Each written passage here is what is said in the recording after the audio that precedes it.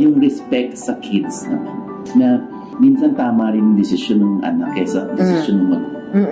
Maaaring tayo ang nagluwal sa kanila, ay bigay ng buhay. Pero wag natin kalilimutan na may buhay din sila at may karapatan na ipaglaban kung ano ang sa tingin nila tama. Makinig din tayo sa kanila at hindi porke nanay tayo at anak sila, lagi na tayong tama. Lalo na sa panahon ngayon, marami na tayong hindi alam ng mga magulang sa nangyayari sa mga kabataan.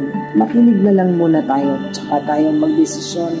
I-trust natin sila. Pag mali yung ginagawa, yan, dyan tayo pumasok. Pinalaki ko yan, pinaghirapan ko yan. Alam ko kung paano ko pinalaki. May respeto, may pagmamahal, marunong makisama sa kapwa, magalang. Alam ko, pinalaki ko ng tama. So kung ano man ang magiging desisyon nila, nasa likod lang ako. Palagi natin pagkatiwalaan. May desisyon yan.